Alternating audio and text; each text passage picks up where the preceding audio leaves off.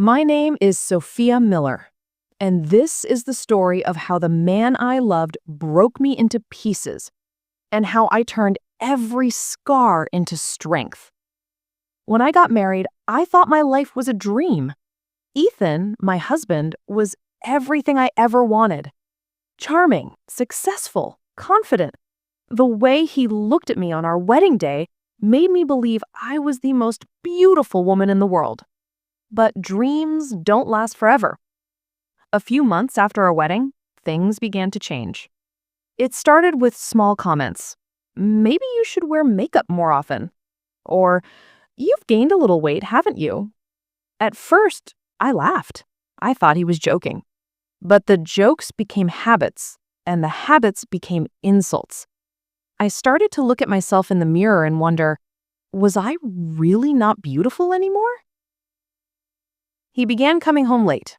His phone was always locked, and every time I asked him anything, he'd sigh and say, "Sophia, not everything is about you. Stop being so emotional." That's when I started to feel invisible in my own house.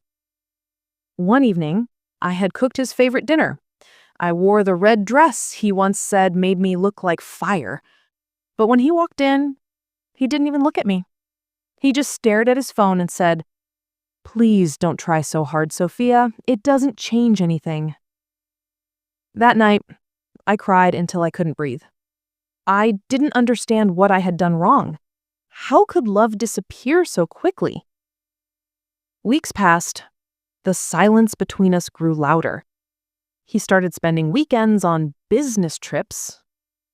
And then one day, he didn't come home at all. When he finally returned, his eyes told me the truth, before his words did. "I think we need a break," he said coldly. "You're not the same woman I married. I need someone who keeps up, someone who fits my lifestyle." I remember my hands shaking as I asked, "Are you saying I'm not good enough for you?" He looked straight at me and said, "No, Sophia, you're not beautiful enough for me anymore." It felt like my whole world stopped spinning. That moment shattered every dream I had ever built. He packed his things, and just like that, he was gone. Days turned into weeks. I stopped eating. I stopped smiling. I didn't even want to wake up. I thought I had lost everything. But one morning, I saw myself in the mirror. My puffy eyes, my tired face, my broken heart. And for the first time, I whispered to myself, "No more. I won't let his words define me." That day, something inside me changed. I deleted his photos, I stopped checking my phone, and I wrote 3 words on my mirror with red lipstick. I will rise. The next day, I joined a gym. At first, it was terrifying. I felt everyone's eyes on me, judging my body, my weakness. But my trainer, a kind woman named Lily, said something I'll never forget. "You're not here to look pretty, Sophia.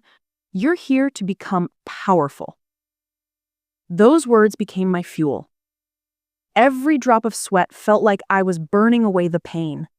Every muscle ache reminded me that I was still alive. Weeks turned into months. My body started changing. Not just on the outside, but inside too. For the first time in years, I felt strong. Not for him, for me. But the best part wasn't how I looked. It was how I felt. I was learning to love the woman in the mirror again. And that was something no one could ever take from me. Yet, deep inside, I knew my story wasn't over. Because one day, fate would bring him back into my life again. And when it did, he would see the woman he once called not beautiful enough, and he'd finally realize what beauty truly meant. But that's a story for another time. Months passed, seasons changed, and so did I. I remember the first morning I woke up and didn't think about him. It felt strange, like a heavy door inside me had finally opened. Behind that door wasn't pain anymore. It was power. I kept training. Every day I pushed myself harder, not for revenge, not for anyone else, but to prove to me that I could rise. I began studying nutrition, learned about self-discipline, and even started documenting my fitness journey online. To my surprise, people started following me. Hundreds, then thousands of women began sending me messages like, "Thank you, Sophia. Your story gave me strength." For the first time in years, I realized my pain had purpose. And that purpose was to inspire. 16 months later, I stood in front of a mirror in my apartment. The reflection looking back wasn't just slimmer or stronger. She was free. I had built my own online brand, Rise with Sophia. A fitness company approached me for a campaign. They said, "You're not just transformation, you're hope." Hope. That word became my crown. But life has a funny way of circling back, doesn't it? One afternoon, I got a message from the event director of a luxury fashion gala in New York.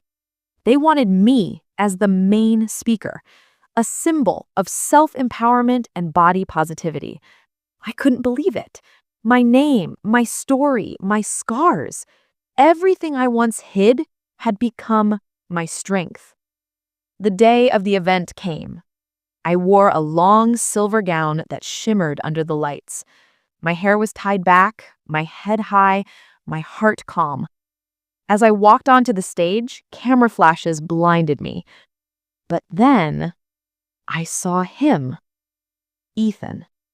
He was sitting in the front row, hand in hand with another woman. For a split second, my heart froze. He looked at me, and I saw the shock in his eyes.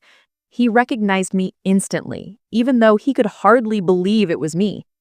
I smiled, not out of revenge, but out of peace. When I stepped to the microphone, the room went silent.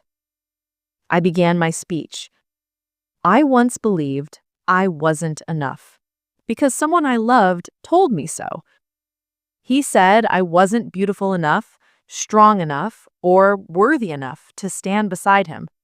But today, I stand here not to prove him wrong, but to remind every woman in this room, your worth isn't measured by anyone's opinion. It's built by your courage to start over. The crowd clapped. Then they stood, and as they applauded, I looked directly at Ethan. His eyes glistening, his mouth slightly open. He whispered something to the woman beside him, but I didn't care, because for the first time, his words no longer mattered. After the event, reporters came rushing. People hugged me, took photos, told me I changed their lives. And amidst that chaos, I realized something. I didn't need revenge. I had something better. Redemption. Later that night, as I looked out at the city lights from my hotel balcony, I thought about that broken girl I once was, crying alone in the dark, wondering why she wasn't enough. And I whispered softly into the night, "You were always enough, Sophia. You just had to see it." My phone buzzed. It was a text from Ethan. It said, "You look incredible. I made a huge mistake." I smiled, deleted the message, and turned my phone off. Because my story wasn't about him anymore. It was about me. The woman who rose from ashes, who rebuilt herself from tears, who found her beauty not in someone's eyes, but in her own reflection.